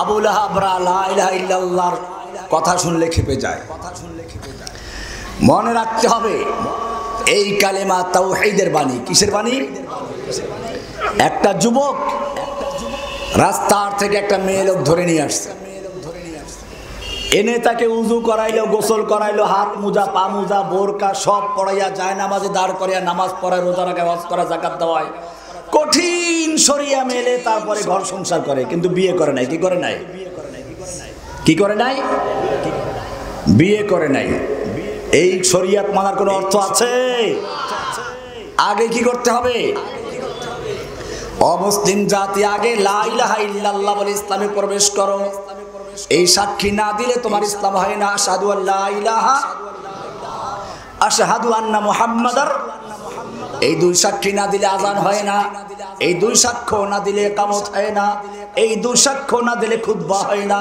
এই দুই সাক্ষ্য না দিলে ইসলাম কবুল হয় না লা ইলাহা এটার নাম তাওহীদ এইটাই মুসলিমদের শক্তির উৎস আল্লামা ইকবাল বলেছেন তাওহীদ কি আমানত सीनों में है हमारे आसा नहीं मिटाना आसा नहीं मिटाना नामो निशा हमारा सब गुरीजा हो गया आखिर जलवाए खुर्शीद से ई चमन मामूर होगा नगमाए तौहीद से जरे बोलो सुभान এটাই মুসলিমদের শক্তির উৎস ও মুসলিম জাতি আল্লাহর নবী মুহাম্মদুর রাসূলুল্লাহ সাল্লাল্লাহু আলাইহি ওয়াসাল্লাম যখন এই কালিমার দাওয়াত দেওয়া শুরু করলেন আবু লাহাব আবু জাহেল বুঝতে পারলো আল্লাহর নবীর চাচার কাছে গিয়ে দাবি করলো শোনো তোমার ভাতিজা কি চায় সুন্দরী নারী বিয়ে করতে চায় তাকে আমরা মক্কার সবচেয়ে সুন্দরী নারী বিয়ে করা দেব যদি ব্যবসায়ী হতে চায় মক্কার সবচেয়ে বড় ব্যবসায়ী করে দিব যদি সে নেতা হতে চায় মক্কার নেতৃত্বের মুকুট তার মাথায় পরিয়ে দিব শর্ত একটা তাওহীদের দাওয়াত বন্ধ করতে হবে ওরা বুঝতে পেরেছে কিন্তু আল্লাহর নবী কি বললেন ও চাচা শোনো ওরা যেগুলো বলেছে এগুলো নয় যদি আসমানের সূর্যটাকে আমার ডান হাতে আসমানের চন্দ্রকে আমার বাম হাতে দিয়ে দেয় কাল মুহূর্তের জন্য আমি তাওহীদের দাওয়াত বন্ধ করতে পারি না এইবারে কয়েকদিন পরে নতুন প্রস্তাব ওই আগের মতো জঘন্য প্রস্তাব এইবারে প্রস্তাব আনলো ধর্ম যার যার উৎসব সবার মিলেমিশে চলি ও চাচা আবু তালেব ভালো করে শুনো তোমার ভাতিজাকে বলো ঠিক আছে তাওহীদের দাওয়াত দেও সমস্যা নেই কিন্তু একটা কথা আমরা প্রস্তাব করব শান্তির প্রস্তাব কিছুদিন পর্যন্ত সে আমাদের দেবদেবীর পূজা করবে আবার কিছুদিন আমরা তার আল্লাহর পূজা করবে ইবাদত করব ধর্ম যার যার উৎসব সবার কি মুসলিম জাতি আজকে এত অসহায় হয়ে যাচ্ছে আল্লাহর নবীকে প্রস্তাব করা হলো চলো মিলেমিশে চলি আমরাও তো ধর্ম মানি আমরাও তো একজন স্রষ্টাকে ইবাদত করি এই মূর্তিগুলো মাত্র ভায়া মাধ্যম মূর্তিগুলো কি ওরা মূর্তি পূজা করতে কি আল্লাহ মনে করে কোরআন পরিষ্কার বলছে মা নাবুদুহুম ইল্লা লিয়ুকাররিবুনা ইলাল্লাহি যুলফা আমরা এই দেব দেবীগুলোর পূজা করি শুধুমাত্র এই জন্য যে ওরা আমাদেরকে আল্লাহর নিকটে পৌঁছাইয়া দিবে আল্লাহর নিকটে আমাদের পৌঁছাইয়া দিবে সেই মাধ্যম হিসেবে আর এক জায়গায় বলা আছে ইল্লা শুফাউনা ইনদাল্লাহ আমরা এদেরকে আল্লাহর কাছে সুপারিশকারী হিসেবে বিশ্বাস করি সুপারিশের বিষয়টা আমি পরিষ্কার করে দিচ্ছি কিয়ামতের মাঠে আল্লাহ রাব্বুল আলামিন যাদেরকে সুপারিশ করার অনুমতি দিবেন তারা সুপারিশ করতে পারবেন। আয়াতুল কুরসিতে উল্লেখ করা আছে, মান যাল্লাযী ইয়াশফাউ ইনদাহু, কে আছে এমন যে আল্লাহর কাছে সুপারিশ করবে আল্লাহর অনুমতি ব্যতি রেখে। তার মানে আল্লাহর অনুমতি পাইলে সুপারিশ করতে পারবে। আবার সুপারিশ করতে পারবে কার জন্য? তাও আল্লাহ যাদের বেলায় পছন্দ করবেন। ওয়ালা ইয়াশফাউনা ইল্লা লিমান ইরতাদা। যাই হোক, এখন দুনিয়াতে কেউ সুপারিশ করবে এই জন্য একেবারে তাকে নিশ্চিত করে এটা শিরকি গুনাহ। মূর্তি পূজকরা তাই করত। মূর্তি পূজকরা বলল আমরা তো পূজা করি এজন্য যে আল্লাহর কাছে পৌঁছাইয়া দিবে। আল্লাহ রাব্বুল আলামিন পরিষ্কার জানিয়ে দিলেন, কুল ইয়া আইয়ুহাল কাফিরুন, ও কাফেরের গোষ্ঠী শুনে রেখো, লা আ'বুদু মা তা'বুদুন, তোরা যার ইবাদত করিস আমি তার ইবাদত করি না। ওয়ালা আনা আবিদুম মা আবাদতুম, আমি যার ইবাদত তোরা যার ইবাদত করিস আমি তার ইবাদত করব না। ওয়ালা আনতুম আবিদুনা মা আ'বুদ, আমি যার ইবাদত করি তোরা তার ইবাদতকারী নও। লাকুম দীনুকুম ওয়ালিয়া দীন, তোদের জন্য তোদের দিন, আমার জন্য আমার দিন, তোদের সঙ্গে আমার ধর্মের কোনো আপোষ নেই। জোরে বলুন সুবহানাল্লাহ। আল্লাহর নবী বসে আছেন, ওমর বিন খাত্তাব রাদিয়াল্লাহু তাআলা আনহু এসে বলছেন, ইয়া রাসূলুল্লাহ, আমরা অনেক সময় তাওরাতের মধ্যে খুব ভালো জিনিস পাই। তাওরাত আসমানি কিতাব কিনা, তাওরাতের মধ্যে অনেক ভালো কথা দেখতে পাই। আফানাকতুবু বা'দাহা, আমরা কিছু কি লিখে রাখবো?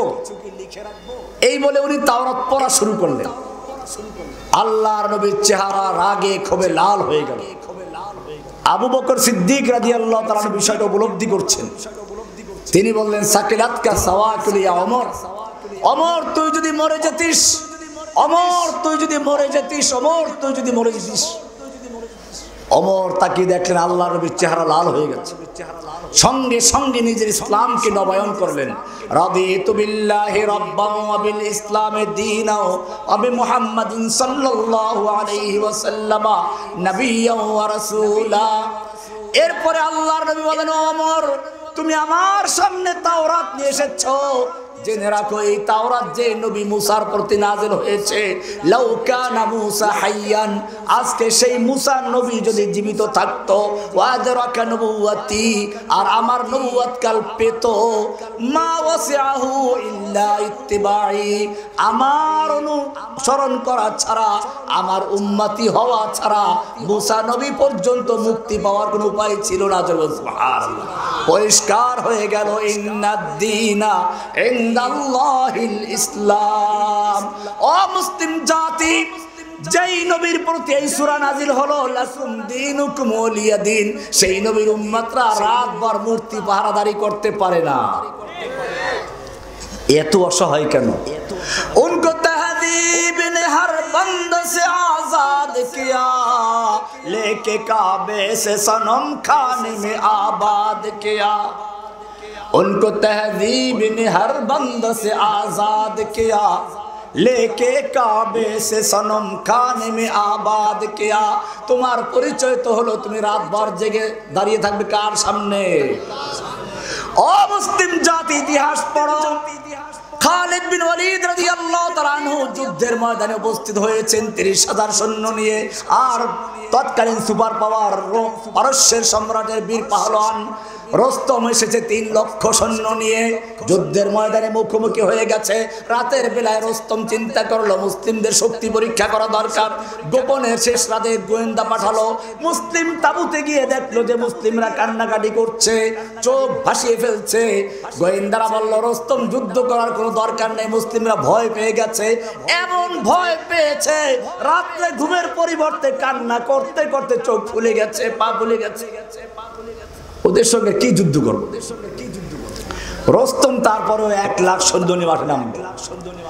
যুদ্ধ যখন শুরু হলো, ওদের এক একজন মুসলিম সৈন্য ওদের হাজার হাজার কাফেরকে কেটে স্তূপ করে ফেলছে, যেদিকে যাচ্ছে রাস্তা পরিষ্কার করে ফেলছে। রস্তম বলল, যুদ্ধ থামাও, ব্যারাকে যাও।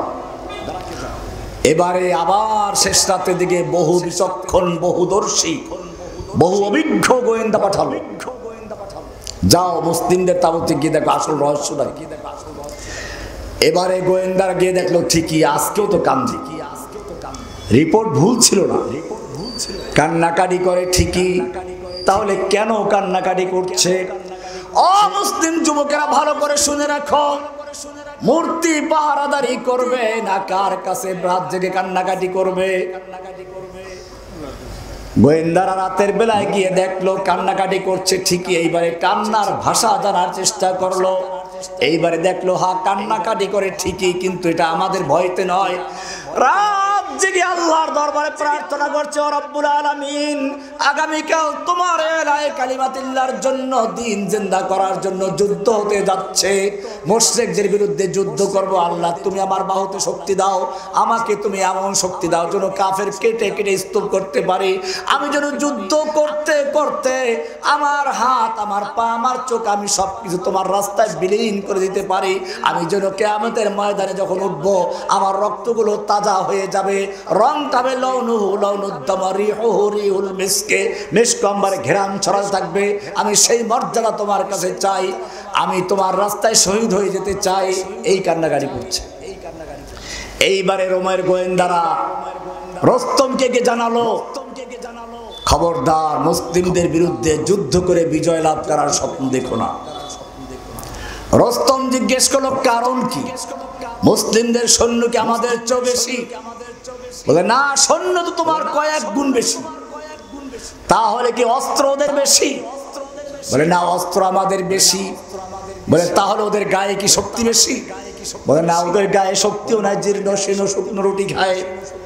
রস্তম রাগ করে বলল, শক্তি আমার বেশি, অস্ত্র আমার বেশি, সৈনিক আমার বেশি, আমাকে কেন ভয় দেখাচ্ছ? আমার সাহস কেন ভেঙে দিচ্ছ?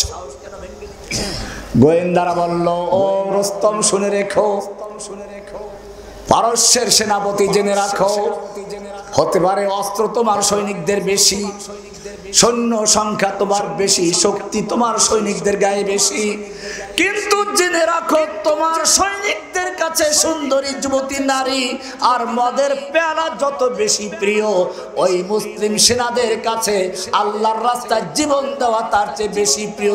সুবহানাল্লাহ। উহুদের যুদ্ধ চলছে, এক যুবক গিয়ে বলছে, ইয়া রাসূলুল্লাহ, আমার সুন্দর চেহারা, আমার এই যৌবন, আমার এই শক্তিশালী বাহু, আমি যদি আল্লাহর রাস্তায় যুদ্ধ করতে করতে শহীদ হয়ে যাই, আমার জন্য কি পুরস্কার রয়েছে? আল্লাহর রাসূল বললেন, তোমার জন্য সোজা জান্নাত রয়েছে। ইন্নাল্লাহা আশতারা মিনাল মুমিনিনা আনফুসাহুম ওয়া আমওয়ালাহুম বিআন্না লাহুমুল জান্নাহ। তুমি কি জানো না, আল্লাহ কোরআনে জানিয়ে দিয়েছেন, ইন্নাল্লাহা আশতারা, বেচা কেনার জন্য কয়টা জিনিস দরকার? একজন লাগে ক্রেতা, একজন লাগে বিক্রেতা, একটা লাগে পণ্য, একটা লাগে মূল্য। কয়টা হলো? আল্লাহ রাব্বুল আলামিন বলছেন, ইন্নাল্লাহা আশতারা, নিশ্চয় আল্লাহ তাআলা ক্রয় করে নিয়েছেন। ক্রেতা হচ্ছেন কে? এবারে বিক্রেতার প্রয়োজন। বিক্রেতা কারা? মিনাল মুমিনিন, কাদের থেকে? মুমিনদের থেকে ক্রয় করেছেন। কি ক্রয় করেছেন? আল্লাহ তাআলা পরিষ্কার করে বলছেন, আনফুসাহুম ওয়া আমওয়ালাহুম, মুমিনদের জান এবং মাল ক্রয় করেছেন। এবারে মূল্য পেয়ে গেলাম, পণ্য পেয়ে গেলাম, মূল্যটা কি হবে? বিআন্না লাহুমুল জান্নাহ, আল্লাহ তাআলা জান্নাতের বিনিময়ে মুমিনদের জান এবং মাল ক্রয় করেছেন। জোরে বলুন সুবহানাল্লাহ। ক্রেতার কাছে মূল্যটা বেশি না পণ্যটা বেশি মূল্যবান? পণ্যের প্রয়োজন আছে বলেই তো তিনি কিনেন। আল্লাহর কাছে আমাদের জান এবং মাল জান্নাতের যে মূল্যবান। বলুন সুবহানাল্লাহ। এবারে এই পণ্য বিক্রিত মাল হস্তান্তর করতে হবে মালিককে, ক্রেতাকে দিতে হবে। আল্লাহ রাব্বুল আলামিন বলছেন, ক্রেতাকে দেওয়ার, বিক্রেতাকে দেওয়ার জন্য, ক্রেতাকে দেওয়ার জন্য তোমার ময়দানে যেতে হবে। ইউকাতিলুনা ফি সাবিলিল্লাহ, তারা আল্লাহর রাস্তায় কিতাল করে যুদ্ধ করে।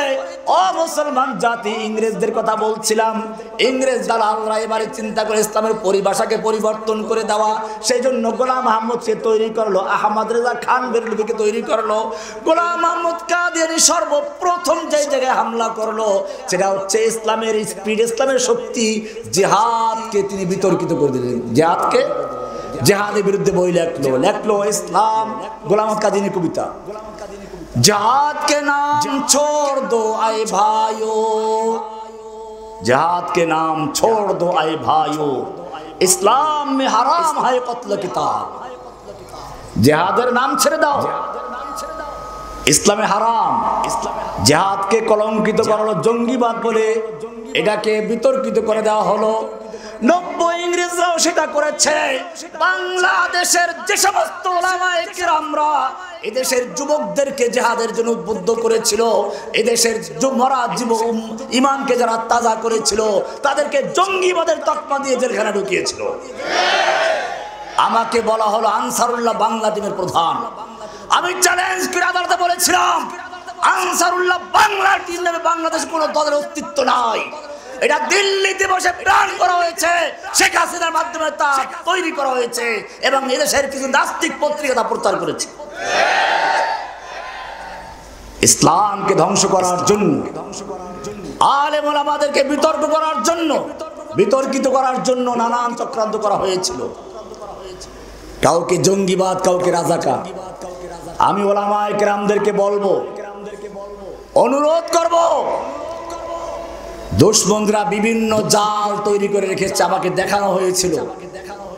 এমনকি হেফাজতুল উলামায়ে কেরামদেরকে বিভিন্ন ভাবে জালের মধ্যে আনা হয়েছিল, নারী কেলেঙ্কারিতে জড়ানোর জন্য দুর্নীতি দমন কমিশন দিয়ে জড়াবার প্ল্যান করা হয়েছিল।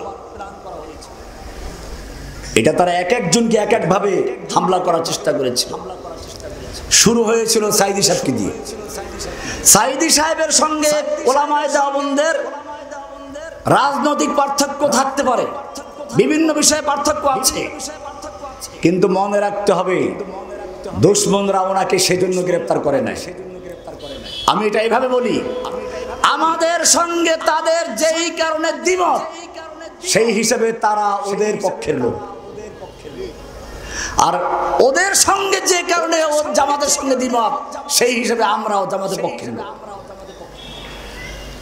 ইতিহাস থেকে জানবেন, আমিরে মুআবিয়া রাদিয়াল্লাহু তাআলা আনহুর সঙ্গে আলী রাদিয়াল্লাহু তাআলা আনহু যখন যুদ্ধ হচ্ছিল, তখন বিশ্বের সুপার পাওয়ার রোম সম্রাট দেখলেই তো সুযোগ, আমিরে মুআবিয়ার কাছে পত্র লিখলো, আমরা জানতে পেরেছি তোমার নেতা, তোমার খলিফা তোমার সাথে যুদ্ধে লিপ্ত আছে।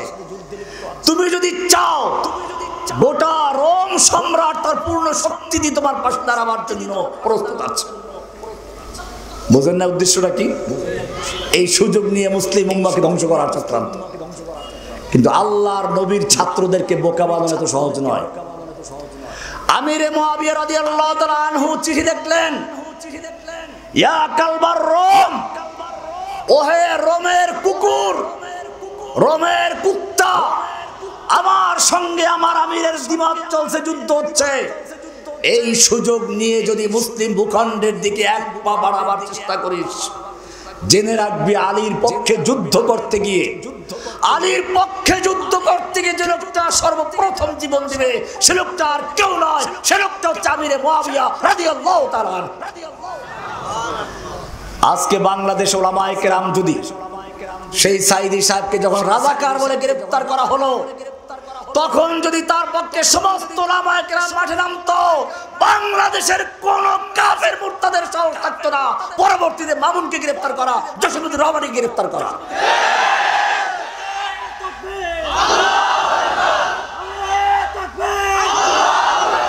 কিন্তু দেখা গেল সে সময় দেখলো যে না, কেউ তার পক্ষে ওরকম একটা দাঁড়ায়নি। শিবিরের ছেলেরা দাঁড়িয়েছে, অন্যরা সব চুপ করেছিল। পরবর্তীতে রহমানীকে গ্রেফতার করলো, তাও তার কোনো সমস্যা নাই। এবারে মাহমুদুল হক সাহেবকে গ্রেফতার করলো, কি দিয়ে তা আপনারা ভালো করে জানেন। এটা ওদের একটা পরিকল্পনা ছিল, ওদের পরিকল্পনা ছিল। র্যান্ডের পরিকল্পনা, এটা ইহুদিদের পরিকল্পনা। তোমরা ওদের ইসলামী স্পিরিটকে ধ্বংস করার জন্য সুফিবাদী, বাউল এদেরকে প্রচার করো, ওদের লেখাগুলো সরকারি ব্যবস্থাপনায় প্রচার করে দাও। পক্ষান্তরে যারা আল্লাহর জমিনে আল্লাহর দ্বীনকে বিজয়ী করতে চায় ওদের লেখাগুলো প্রচার করতে নিষিদ্ধ করে দাও, ওদেরকে জেলে ঢুকাও। যদি দেখো রাস্তার এক পাশে মোল্লা ওমর ভাষণ দিচ্ছে, রাস্তার অপর প্রান্তে মোল্লা ওমরের বিরুদ্ধে মোল্লা ব্রডলিকে তৈরি করে দাও। যদি দেখো রাস্তার এক পাশে জসিমউদ্দিন রহমানি যুবকদেরকে জিহাদের জন্য উদ্বুদ্ধ করছে, রাস্তার আরেক পাশে ফরিদউদ্দিন মাসউদকে 1 লাখ মুফতির ভুয়া ফতোয়া দেওয়ার জন্য তৈরি করে দাও। যখন আল্লাহর নবীকে গালিগালাজ করা হচ্ছিল তখন 1 লাখ মুফতির ফতোয়া কোথায় ছিল? তখন ওদের কলম চলে নাই। वाकिफ तो है इस राज से ये दार रसन भी हर दौर में तकमील वफा हमसे हुई है। ইংরেজরা যেরকম চক্রান্ত করেছিল ঠিক এখনো সেই একই চক্রান্ত চলছে এবং চলতে থাকবে। অমুসলিম জাতি ভালো করে জেনে রাখো, ইসলামের পরিভাষা পরিবর্তন করার চক্রান্ত হলো, আলেম ওলামাদেরকে বিতর্কিত করার চেষ্টা করা হলো।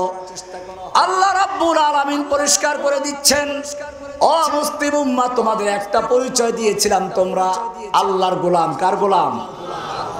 এইবারে তোমাদের একটা আলাদা পরিচয় আছে যারা ইলমে দ্বীন অর্জন করছো। ওয়ালিল্লাহি জুনুদুস সামাওয়াতি ওয়াল আরদ। ও মাদ্রাসার ছাত্ররা, ওলামায়ে কেরাম তোমাদের পরিচয় আল্লাহর নবী দিয়েছেন। ইন্নাল্লাহা লা ইয়াগরিসু লিহাদাদ দ্বীন গারাসান ইস্তামিলুহুম ফি তাআতিহি। আল্লাহ তাআলা যুগে যুগে প্রত্যেক প্রজন্মের ভিতরে নতুন করে চারা লাগান। কি লাগান?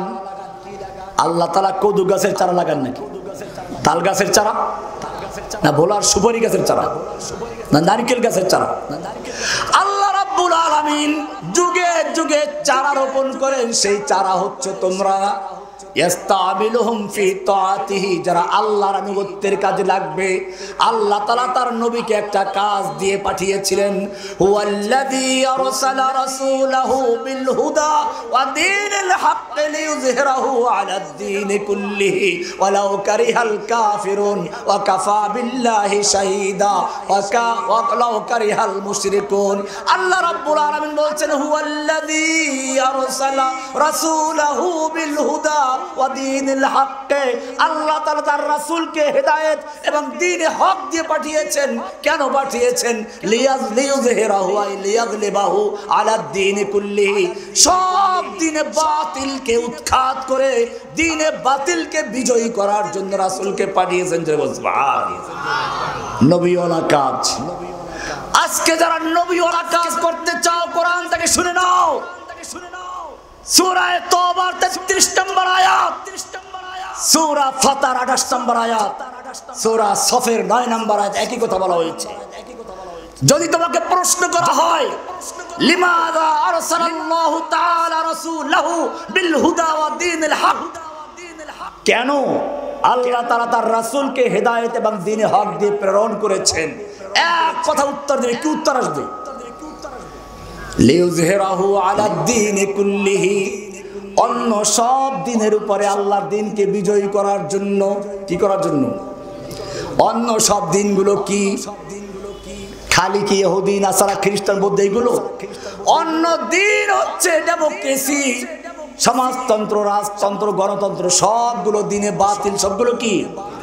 লিইয়ুযহিরাহু আলাদ দীনি কুল্লিহি, সব দিনে বাতিলের উপরে আল্লাহর দ্বীনকে বিজয়ী করার জন্য তোমাদের রাসূলকে পাঠানো হয়েছে। এবারে তোমাদের পরিচয় কি? ওয়ারাসাতুল আম্বিয়া, আল উলামা ওয়ারাসাতুল আম্বিয়া। ওয়ারিসদের কাজ কি? ওয়ারিসদের কাজ হচ্ছে নবীর তরিকা বাদ দিয়ে গণতন্ত্রের তরিকায় যাওয়া নাকি? লাকাদ কানা লাকুম ফি রাসূলিল্লাহি উসওয়াতুন হাসানা। এখন তোমাদের আদর্শ হচ্ছে লাকাদ কানা লাকুম ফি আব্রাহাম লিংকন উসওয়াতুন হাসানা। আব্রাহাম লিংকনের তরিকা দিয়ে দিন কায়েম করতে যাচ্ছ, কার্ল মার্কসের তরিকা দিয়ে দিন কায়েম করতে যাচ্ছ।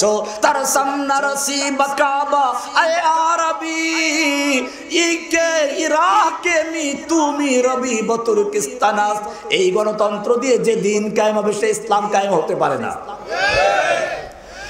ইসলামের মূল ভিত্তি লা ইলাহা মাসদারুস সুলতাতে জামিয়ান আল্লাহ সুবহানাহু ওয়া তাআলা। সমস্ত ক্ষমতার মালিক কে? কুলিল্লাহুম্মা মালিকাল মুলকি তুতিল মুলকা মান তাশাউ ওয়া তানজিউল মুলকা মান তাশাউ ওয়া তুইজ্জু মান তাশাউ ওয়া তুযিল্লু মান তাশাউ বিয়াদিকাল খায়র। সমস্ত ক্ষমতার মালিক কে? ক্ষমতা দেওয়ার মালিক কে? ক্ষমতা ছিনিয়ে নেওয়ার মালিক কে? তাবারাকাল্লাযী বিয়াদিহিল মুলকু ওয়া হুয়া আলা কুল্লি শাইইন কাদির। সমস্ত ক্ষমতার মালিক কে? নাকি জনগণ? তুমি যে গণতন্ত্রের দিকে যাচ্ছ, এই গণতন্ত্রের সমস্ত ক্ষমতার মালিক কে? বিশ্বাস না করলে বাংলাদেশের সংবিধান কিনো, ৭ ধারার ক নাম্বার পর লেখা আছে পরিষ্কার, সমস্ত ক্ষমতার মালিক জনগণ। এইবারে শোনো, ইসলাম বলে সৃষ্টি করেছেন আল্লাহ, আইন চলবে কার?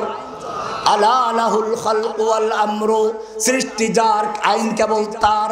আবার বলা হচ্ছে কোথাও, আলাম তারা ইলাল্লাযীনা ইয়াজউমুনা আন্নাহুম আমানু বিমা উনজিলা ইলাইকা ওয়া মা উনজিলা মিন ক্বাবলিক। হে নবী, আপনি কি দেখেন না ওই সমস্ত লোকদেরকে যারা দাবি করে আমরা আপনার প্রতি নাজিল করা কিতাবকে মানি, আগের কিতাবকেও মানি, অথচ ইউরিদুনা আইয়াতাহাকামু ইলাত তাগুত, তারা বিচার ফয়সালা নিয়ে যায় তাগুতের আদালতে, মানব রচিত আদালতে।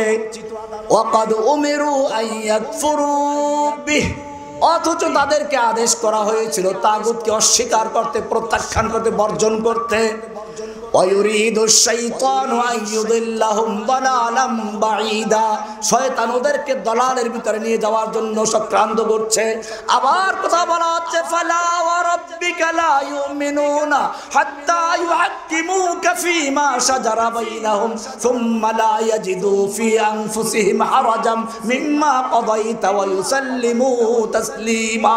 আবার বলা হচ্ছে, ওয়া মান লাম ইয়াহকুম বিমা আনজালাল্লাহু ফাউলাইকা হুমুল কাফিরুন ফাউলাইকা হুমুজ জালিমুন ফাউলাইকা হুমুল ফাসিকুন। বোঝা গেল হুকুম চলবে কার? গণতন্ত্র কি বলে? Of the people, by the people, for the people. তোমার সংবিধান খুলে দেখো, ৭ খয় লেখা আছে এই সংবিধান দেশের সর্বোচ্চ আইন বলে বিবেচিত হবে। অন্য অন্য আইনের যতখানি এর সাথে অসামঞ্জস্যশীল ততখানি বাতিল বলে গণ্য হবে। তোমার ইসলামের একটা দিন আছে, ইন্নাদ-দীনা ইনদাল্লাহিল ইসলাম, এই ইসলাম ছাড়া অন্য কোনো দিন চলতে পারে না। আমাইয়াবতাগি গায়রাল ইসলামি দীনান ফালা ইউকবালা মিনহু ওয়া হুয়া ফিল আখিরাতি মিনাল খাসিরিন।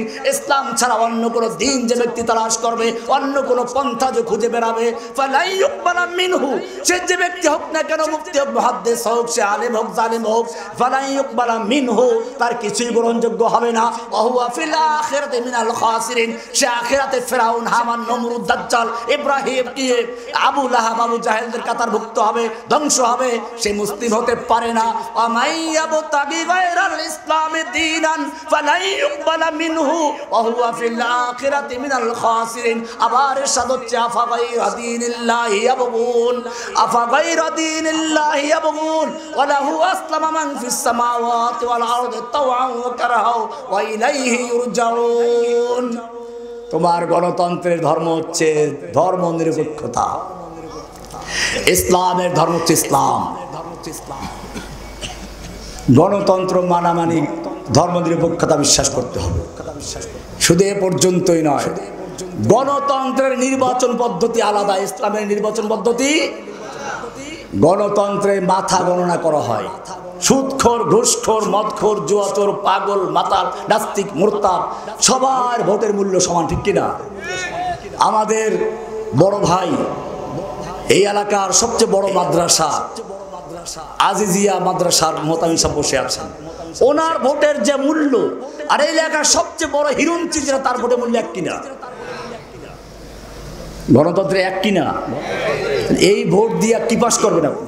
এবারে কোরআন থেকে শুনুন, কোরআন কি বলে। কোরআন পরিষ্কার করে দিচ্ছে, ওয়াইন তো সূরা আনআমের 116 নম্বর আয়াত, ওয়াইন তুতি আকসারা মান ফিল আরদ, হে নবী আপনি যদি এই জমিনে যারা বসবাস করছে আমভাবে, মান ফিল আরদ উমুম, আমভাবে সংখ্যাগরিষ্ঠ লোকের মতের অনুসরণ করেন, ইউদিল্লুকা আন সাবিলিল্লাহ, তারা আপনাকে আল্লাহর রাস্তা থেকে গোমরাহ করে ফেলবে, দলালের ভিতরে নিয়ে যাবে। ইয়াত্তাবিউনা ইল্লা যান্না ওয়া ইনহুম ইল্লা ইয়াখরুসুন। কাকে বলা হচ্ছে? নবীকে। সংখ্যাগরিষ্ঠ লোকের মতের অনুসরণ করা যাবে না। গণতন্ত্রে কিসের অনুসরণ করে? ইসলামের শুরা আছে, সেটা ওই রকম না, মানফিল আরদ না, সেটা হচ্ছে সমাজের দেশের যারা বিচক্ষণ, দিনদার, এলেমওয়ালা এবং নেতা নির্বাচন করতে যাদের যোগ্যতা আছে, আহলুল হল ওয়াল আকদ, যা খুবরা, এরকম লোকদের মাধ্যমে নেতা নির্বাচন হয়, যাকে বলা হয় শুরা। তোমার গণতন্ত্রের একটা অর্থনীতি আলাদা, সুদ ভিত্তিক অর্থনীতি।